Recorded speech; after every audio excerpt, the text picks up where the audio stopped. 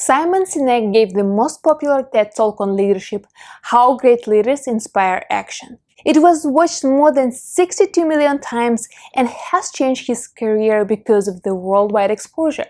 So let's see how to give a TED Talk like Simon Sinek. By the way, did you know that he actually gave a TEDx talk, not a TED Talk? His TEDx talk was pretty good, so TED curators featured it later as a TED Talk, published on a TED.com website, and kept sharing as a TED Talk. Another big part of his huge success is that he gave his TED Talk in September 2009. But notice, the first ever TEDx event was held on March 23, 2009, so TEDx talks were pretty new, and under such an established brand like TED, new TEDx talks gain more popularity. Many people knew already what a TED Talk is and how inspiring and motivational their speeches are, so the TEDx Talk brand got pretty good attention when the TED conference launched it. If you would give a TEDx Talk on leadership these days, it would be much harder to beat Simon Sinek's TED Talk by the worldwide exposure. However, new talks still get traction and powerful messages become popular. If you want to give a TEDx talk, I'll put a link to a free guide on how to become a TEDx speaker below this video. You can download it for free. Anyway, let's take a look at the speech itself and learn how to give a TED talk like Simon Sinek. It's very interesting to see how he uncovered the main idea through his TED talk. Pay attention to how he structured it. You'll be surprised to see many more details and patterns when you really analyze the script. It's fascinating. So here I got Simon Sinek's TED Talk, How Great Leaders Inspire Action. We'll go through his speech and I'll give my comments along the way. How do you explain when things don't go as we assume? Or better, how do you explain when others are able to achieve things that seem to defy all of the assumptions? He starts his TED Talk right away with an engaging question that makes people think like, really? How do you explain that? It's something that many people ask themselves at least once. So these questions make the audience curious about what's next and how people do that. Starting a talk with one or two thought-provoking questions may get people's attention right away. For example, why is Apple so innovative? Year after year after year after year, they're more innovative than all their competition, and yet they're just a computer company. They're just like everyone else. They have the same access to the same talent, the same agencies, the same consultants, the same media. Then why is it that they seem to have something different? Why is it that Martin Luther King led the civil rights movement? He wasn't the only man who suffered in a pre-civil rights America, and he certainly wasn't the only great orator of the day. Why him? And why is it that the Wright brothers were able to figure out controlled powered manned flight when there were certainly other teams who were better qualified, better funded, and they didn't achieve powered manned flight, and the Wright brothers beat them to it? There's something else at play here. So after engaging questions that Simon Sinek started with, he gives three well-known examples: Apple as a company, Martin Luther King as a leader, Wright brothers as innovators, to picture that at first sight, they're all just like many others. Then he brings us to the point that in order to achieve great things, there is something more than just a company, a leader, or tech guys. This part makes people visualize the examples because they are well known and most people will recognize at least one of them. And it shows that yes, there are some people and companies that are somehow different, although there are plenty of the same folks and organizations. And notice, these three examples are three different audiences that will clearly benefit from what he shares. He will keep using these examples more, so keep watching. About 3.5 years ago, I made a discovery. And this discovery profoundly changed my view on how I thought the world worked, and it even profoundly changed the way in which I operate in it. As it turns out, there's a pattern. As it turns out, all the great and inspiring leaders and organizations in the world, whether it's Apple or Martin Luther King or the Wright brothers, they all think, act, and communicate the exact same way, and it's the complete opposite to everyone else. All I did was codify it. And it's probably the world's simplest idea. In this part, he shares that he had a discovery, a turning point that leads us to the model he's about to present. Notice, Simon Sinek did not start his TED Talk with that discovery. Instead, he gave thought-provoking questions, mentioned 3 names that people can recall, and summarized this part of the speech with his discovery. Many top TED Talk speakers use such quick summaries at the end of the stories or some facts that they mention because it helps people to follow the main idea of the talk piece by piece. I call it the golden circle.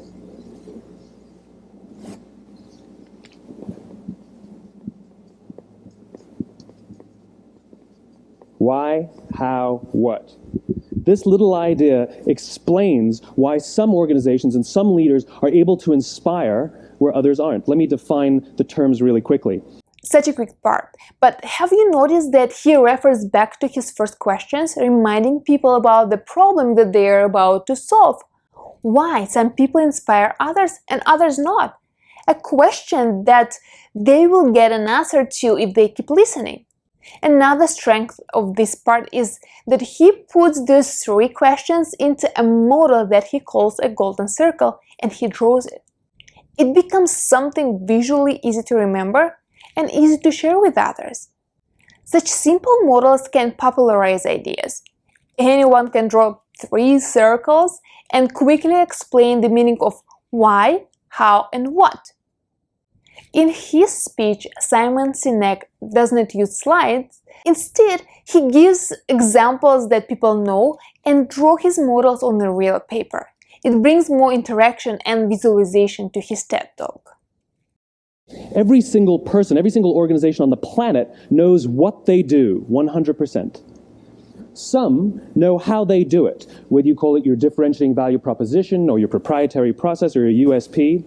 But very, very few people or organizations know why they do what they do. At this part, he points at the obvious stuff that people don't often think about. He explains the what and how part that people face in what they do. And then he brings the audience's attention to the key idea of why. Until this part, where he features his golden circle model, he built a foundation of why this idea of a big why is important. If he would just start right away with something like why you do what you do is far more important than what you do and how you do that, it would have a completely different effect. Instead, he first showed people a reason why that big why in the golden circle is important. And by why, I don't mean to make a profit. That's a result. It's always a result. By why, I mean what's your purpose? What's your cause? What's your belief? Why does your organization exist? Why do you get out of bed in the morning? And why should anyone care? Well, as a result, the way we think, the way we act, the way we communicate is from the outside in. It's obvious. We go from the clearest thing to the fuzziest thing. But the inspired leaders and the inspired organizations, regardless of their size, regardless of their industry, all think, act, and communicate from the inside out. In this part, Simon Sinek shows how life looks like for ordinary people. They think outside in.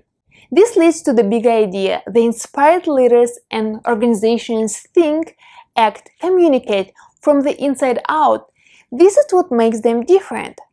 Such quick comparison helps to better understand the idea of his TED Talk. To be an inspiring leader, you need to think inside out. You start with why, and then you will define how and what you will do. Note that first he presented his model, then he explained it, and then he finished with a simple example to summarize his thoughts. Let me give you an example. I use Apple because they're easy to understand and everybody gets it. If Apple were like everyone else, a marketing message from them might sound like this. We make great computers. They're beautifully designed, simple to use, and user-friendly. Want to buy one? Meh. And that's how most of us communicate. That's how most marketing is done, that's how most sales is done, and that's how most of us communicate interpersonally. We say what we do, we say how we're different or how we're better, and we expect some sort of behavior, a purchase, a vote, something like that. Here's our new law firm. We have the best lawyers with the biggest clients. We have, we always perform for our clients, do business with us. Here's our new car. It gets great gas mileage. It has, leather seats. Buy our car. But it's uninspiring. Here, Simon Sinek starts explaining this big idea of his TED Talk by giving examples. He picked a well-known vivid brand as a model. Many people know Apple, and it stands out among competitors with its positioning that shows how his golden circle works. He first explains why people usually communicate and how Apple would sound if they would be like everyone else. This creates a foundation for the next part, the new way of thinking using an Apple brand example. Such comparison makes people actually see what way of approaching stuff is better. Let's take a look. Here's how Apple actually communicates. Everything we do, we believe in challenging the status quo. We believe in thinking differently.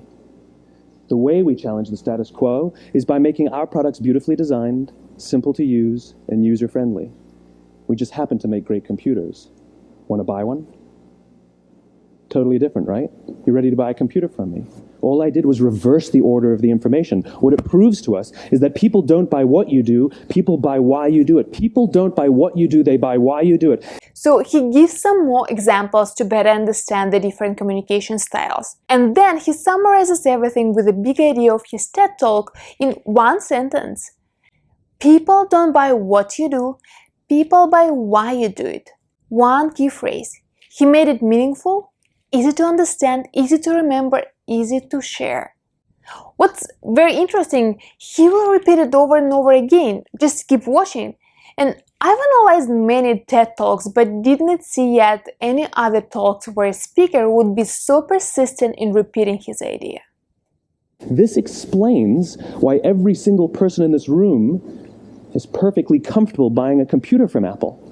But we're also perfectly comfortable buying an MP3 player from Apple, or a phone from Apple, or a DVR from Apple. But as I said before, Apple's just a computer company. There's nothing that distinguishes them structurally from any of their competitors. Their competitors are all equally qualified to make all of these products. In fact, they tried. A few years ago, Gateway came out with flat-screen TVs. They're eminently qualified to make flat-screen TVs. They've been making flat-screen monitors for years. Nobody bought one. And Dell came out with MP3 players and PDAs. And they make great quality products, and they can make perfectly well-designed products, and nobody bought one. In fact, talking about it now, we can't even imagine buying an MP3 player from Dell. Why would you buy an MP3 player from a computer company? But we do it every day. People don't buy what you do, they buy why you do it. You see what happens here? Simon Sinek keeps comparing different approaches between companies that do the same things. Apple, Gateway, Dell, they are all popular brands. But then he brings people's attention back to his big idea. He repeats the same sentence. People don't buy what you do, they buy why you do it. The second time he mentions this. He showed us before that Apple speaks to people from the position of what the company believes in, not just technical stuff. He starts with this idea in the Apple example, and he ends this part of a TED Talk with his main idea of a talk. Have you noticed that he used a lot of comparisons in his talk? This tactic allows listeners to see in practice the difference in how things work with and without applying the idea of a TED Talk. So you can use these comparisons in your talks too.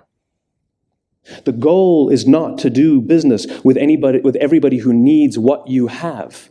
The goal is to do business with people who believe what you believe.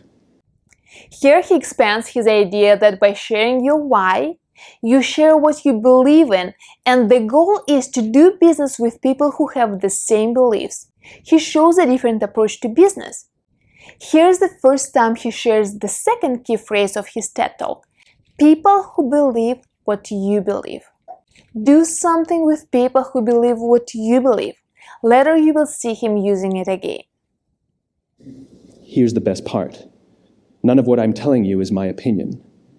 It's all grounded in the tenets of biology, not psychology, biology. If you look at a cross-section of the human brain, looking from the top down, what you see is the human brain is actually broken into three major components that correlate perfectly with the golden circle. Our newest brain, our Homo sapien brain, our neocortex, corresponds with the what level. The neocortex is responsible for all of our rational and analytical thought and language. The middle two sections make up our limbic brains, and our limbic brains are responsible for all of our feelings, like trust and loyalty. It's also responsible for all human behavior, all decision-making, and it has no capacity for language. Let's pause here. What happens is Simon Sinek continues his TED Talk with scientific data. Using research, facts, statistics, and scientifically approved data gives more credibility to a talk and brings trust to your words. So it's not only you talking on stage sharing your ideas, but there were studies or things proved by scientists. In other words, when we communicate from the outside in, yes, people can understand vast amounts of complicated information like features and benefits and facts and figures. It just doesn't drive behavior. When we communicate from the inside out, we're talking directly to the part of the brain that controls behavior, and then we allow people to rationalize it with the tangible things we say and do. This is where gut decisions come from. So after he used a scientific explanation, he gets back to how things work in life and why this is important to communicate inside out. Have you noticed how he structured a TED Talk? He shares some facts, stories, compares the stuff, shows you data, and every time he does it, he gives a quick summary. This part summarizes the scientific story. Such an approach keeps people focused on the points he covers and step by step uncovers his TED Talk idea. You know, sometimes you can give somebody all the facts and your figures and they say, I know what all the facts and details say, but it just doesn't feel right. Why would we use that verb? It doesn't feel right. Because the part of the brain that controls decision-making doesn't control language. And the best we can muster up is, I don't know, it just doesn't feel right. Or sometimes you say you're leading with your heart or you're leading with your soul. Well, I hate to break it to you, those aren't other body parts controlling your behavior. It's all happening here in your limbic brain, the part of the brain that controls decision-making and not language. Here he gives a more scientific explanation to lead people to a strong next point of why it's important to know your why. Look. But if you don't know why you do what you do, and people respond to why you do what you do, then how will you ever get people to vote for you or buy something from you, or more importantly, be loyal and want to be a part of what it is that you do? Again, the goal is not just to sell people who need what you have. The goal is to sell to people who believe what you believe. The goal is not just to hire people who need a job. It's to hire people who believe what you believe. I always say that, you know, there's if you hire people just because they can do a job, they'll work for your money. But if you hire people who believe what you believe, they work for you with blood and sweat and tears. In this part, Simon Sinek repeats one of his key phrases about people who believe what you believe. The goal is to sell to people who believe what you believe. The goal is to hire people who believe what you believe. If they believe what you believe, they will work for you with blood and sweat and tears. So much emphasis on belief, because it's an important part of the idea he shares. He highlights why it's important to use a new way of thinking that he introduced and what reward, what benefits you will get after applying a big idea of his TED Talk. People will work for you with blood, sweat, and tears because they believe in what you believe. No matter how life-changing your TED Talk idea is, if you won't tell people why they need it, if you won't show how it will benefit them, then more likely they won't apply it. And it's not just saying that your life will be changed, but guiding the audience, showing them the difference, like the comparisons he used before. In the next part, he will give another comparison. Let's take a look. And nowhere else is there a better example of this than with the Wright brothers. Most people don't know about Samuel Pierpont Langley. And back in the early 20th century, the pursuit of powered man flight was like the .com of the day. Everybody was trying it. And Samuel Pierpont Langley had what we assume to be the recipe for success. I mean, even now, you ask people, why did your product or why did your company fail? And people always give you the same permutation of the same three things. Undercapitalized, the wrong people, bad market conditions. It's always the same three things. So let's explore that. Samuel Pierpont Langley was given $50,000 by the War Department to figure out this flying machine. Money was no problem. He held a seat at Harvard and worked at the Smithsonian and was extremely well connected. He knew all the big minds of the day. He hired the best minds money could find, and the market conditions were fantastic. The New York Times followed him around everywhere, and everyone was rooting for Langley. Then how come we've never heard of Samuel Pierpont Langley? So Simon Sinek continues uncovering his TED Talk idea of starting with why, the reasons behind what you do, and he shares stories about people who launched businesses. This is his first example of a man who seemed like had everything for being successful and well-known. A few hundred miles away in Dayton, Ohio, Orville and Wilbur Wright. They had none of what we consider to be the recipe for success. They had no money. They paid for their dream with the proceeds from their bicycle shop. Not a single person on the Wright brothers' team had a college education, not even Orville or Wilbur. And the New York Times followed them around nowhere. Here, he gives an example of two brothers who had nothing.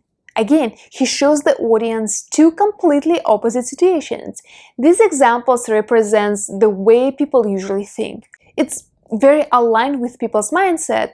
If someone has everything, then he should succeed. Or in order to achieve success, I need this, and without that things, nothing will work. And the opposite of that is a story of two brothers who started from zero. It's common to think that if you don't have money, education, fame, you don't have much chance to succeed. He gets into people's mind with this comparison, make them relate to it. At the same time, these controversial examples show that the common opinion can be wrong. It catches the attention, it's provocative.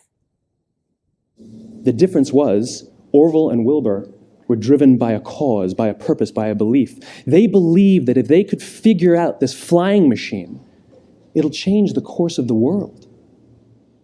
Samuel Pierpont Langley was different. He wanted to be rich and he wanted to be famous. He was in pursuit of the result. He was in pursuit of the riches. And lo and behold, look what happened. The people who believed in the Wright brothers' dream worked with them with blood and sweat and tears. The others just worked for the paycheck. Here he ends the part by putting a short summary of each story one after the other. He refers back to what he had shared before when he talked about his big idea. If they believe what you believe, they will work for you with blood and sweat and tears. The story confirms his TED Talk idea. And they tell stories of how every time the Wright brothers went out, they would have to take 5 sets of parts because that's how many times they would crash before they came in for supper. And eventually, on December 17th, 1903, the Wright brothers took flight. And no one was there to even experience it. We found out about it a few days later. And further proof that Langley was motivated by the wrong thing, the day the Wright brothers took flight, he quit. He could have said, "That's an amazing discovery, guys. Now I'll improve upon your technology." But he didn't. He wasn't first. He didn't get rich. He didn't get famous. So he quit. People don't buy what you do, they buy why you do it. And if you talk about what you believe, you will attract those who believe what you believe. So at the end of these two stories, Simon Sinek points to different approaches and why Wright brothers succeed. The key point, people don't buy what you do, people buy why you do it. He repeats his big idea the third time during 10 minutes of his TED Talk as a conclusion of the story. So it started with questions of why some companies and people are different. He showed his golden circle model, clarified how it works in practice, and presented a scientific explanation. And then he shows how to apply to what he teaches.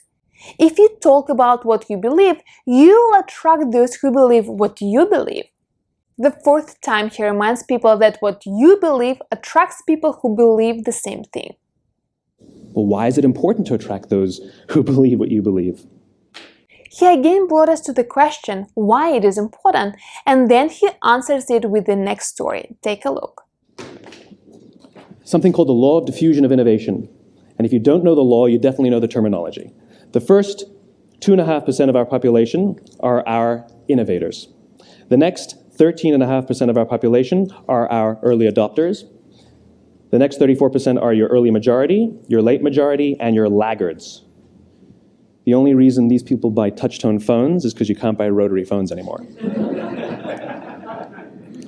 We all sit at various places at various times on the scale, but what the law of diffusion of innovation tells us is that if you want mass market success or mass market acceptance of an idea, you cannot have it until you achieve this tipping point between 15 and 18% market penetration, and then the system tips. Here Simon Sinek brings another social science theory to a talk, the law of diffusion of innovation. As I mentioned, science, facts, data, etc. give more weight to your message. Mixing stories and studies makes a TED Talk more interesting, switching attention from too technical stuff to more entertaining and easier to consume. And I love asking businesses, what's your conversion on new business? And they love to tell you, oh, it's about 10%, proudly. Well, you can trip over 10% of the customers. We all have about 10% who just get it. That's how we describe them, right? That's like that gut feeling, oh, they just get it. The problem is, how do you find the ones that just get it before you're doing business with them versus the ones who don't get it? So it's this here, this little gap, that you have to close, as Geoffrey Moore calls it, crossing the chasm. Because you see, the early majority will not try something until someone else has tried it first. And these guys, the innovators and the early adopters, they're comfortable making those gut decisions. They're more comfortable making those intuitive decisions that are driven by what they believe about the world, and not just what product is available. He shows the audience the world of innovators and early adopters. Why them? Because those people take action first while others are waiting. Simon Sinek usually takes those who stand out, the extreme situations, the small percentage of something, because such extremes or big contrasts vividly show the difference, how his concept of starting with why, the big idea of his TED Talk, actually works. These are the people who stood online for 6 hours to buy an iPhone when they first came out, when you could have just walked into the store the next week and bought one off the shelf. These are the people who spent $40,000 on flat-screen TVs when they first came out, even though the technology was substandard. And by the way, they didn't do it because the technology was so great. They did it for themselves. It's because they wanted to be first. People don't buy what you do, they buy why you do it. And what you do simply proves what you believe. In fact, people will do the things that prove what they believe. Here's why the innovators and early adopters do what they do. Simon Sinek repeats a big idea of his TED Talk. People don't buy what you do, they buy why you do it. And again, aligns it with the belief. People will do the things that prove what they believe. You see how he selects the stories? He touches on different groups. He showed examples with companies at the beginning, then entrepreneurs, then innovators, who are just people, and he brings everything to the same simple idea. The reason that person bought the iPhone in the first 6 hours, or stood in line for 6 hours, was because of what they believed about the world and how they wanted everybody to see them. They were first. People don't buy what you do, they buy why you do it. People don't buy what you do, people buy why you do it. He repeats this phrase the 5th time. So let me give you a famous example, a famous failure and a famous success of the law of diffusion of innovation. First, the famous failure. It's a commercial example. To expand on the topic, he brings another example of the law of diffusion of innovation. So he uses another story to illustrate his idea. As we said before a second ago, the recipe for success is money and the right people and the right marketing conditions, right? You should have success then. Look at TiVo. From the time TiVo came out about 8 or 9 years ago to this current day, they are the single highest quality product on the market. Hands down, there is no dispute. They were extremely well funded. Market conditions were fantastic. I mean, we use TiVo as a verb. I TiVo stuff on my piece of junk Time Warner DVR all the time.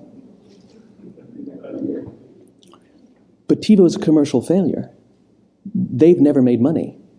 And when they went IPO, their stock was at about $30 or $40 and then plummeted, and it's never traded above 10. In fact, I don't think it's even traded above 6, except for a couple of little spikes. He got a story about a failure. The product is good, but it did not help that much the company's growth. This is a typical problem in companies that people can relate to. It's not just a story, but what people face in a company and can try to change if they apply this TED Talk idea. Because you see, when TiVo launched their product, they told us all what they had. They said, we have a product that pauses live TV, skips commercials, rewinds live TV, and memorizes your viewing habits without you even asking. And the cynical majority said, we don't believe you, we don't need it, we don't like it, you're scaring us. What if they had said, if you're the kind of person who likes to have total control over every aspect of your life, boy, do we have a product for you. It pauses live TV, skips commercials, memorizes your viewing habits, etc., etc. People don't buy what you do, they buy why you do it, and what you do simply serves as the proof of what you believe. So here, Simon Sinek shows a common approach when people try to describe a product. They use a description of the technical benefits. We have a product that pauses live TV, skips commercials, rewinds live TV, and memorizes your viewing habits without you even asking. This is how a company described its product and failed with it. This is what many companies do. And then he offers another approach to describing a product using his idea of starting with why. Why people need this product? What's in it for them? As a conclusion, he again mentioned his TED Talk idea statement, people don't buy what you do, they buy why you do it, the same thing the 6th time. It's a clear example of if you do this, you won't get that many results. But if you use my idea, then you may get a much better outcome. With such a smaller example of before and after, Simon Sinek positions himself as an expert that knows what to do and how to do it. It looks like the company's leaders are the one of the target audiences of this speech. So when someone from a company listens to this TED Talk, they will see the difference. But still, it may be difficult for them to apply that in a company, or they would like to learn more about how it works. So they may want to know more about the speaker and his work, or even hire him. Before and after cases can be good for showing the expertise without selling on the stage. Now let me give you a successful example of the law of diffusion of innovation. In the summer of 1963, 250,000 people showed up on the Mall in Washington to hear Dr. King speak.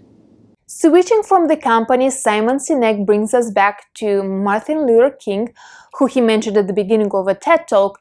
It's an example of an inspiring leader. They sent out no invitations, and there was no website to check the date. How do you do that? Well, Dr. King wasn't the only man in America who was a great orator. He wasn't the only man in America who suffered in a pre-civil rights America. In fact, some of his ideas were bad. But he had a gift. He didn't go around telling people what needed to change in America. He went around and told people what he believed. I believe, I believe, I believe, he told people. He compared what people usually would do to what made Dr. King different, his belief, the reason why he does things. And people who believed what he believed took his cause and they made it their own, and they told people. And some of those people created structures to get the word out to even more people. And lo and behold, 250,000 people showed up on the right day, on the right time to hear him speak. How many of them showed up for him? 0.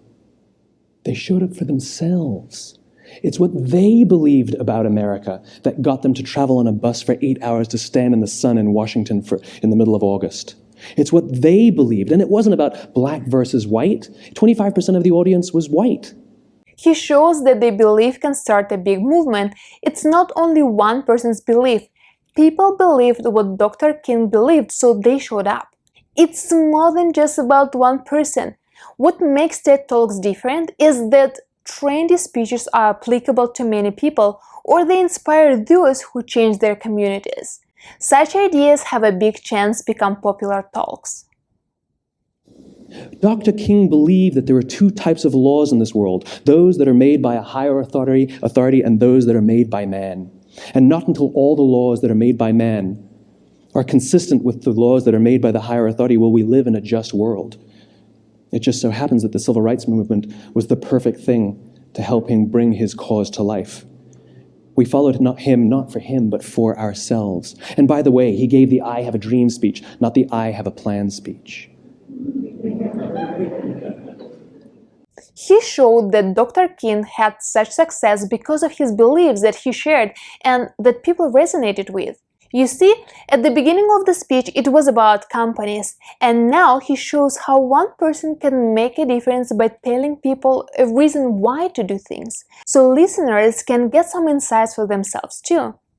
Listen to politicians now with their comprehensive 12-point plans. They're not inspiring anybody. Because there are leaders and there are those who lead. Leaders hold a position of power or authority, but those who lead inspire us. Whether they're individuals or organizations, we follow those who lead not because we have to, but because we want to. We follow those who lead not for them, but for ourselves. And it's those who start with why that have the ability to inspire those around them or find others who inspire them.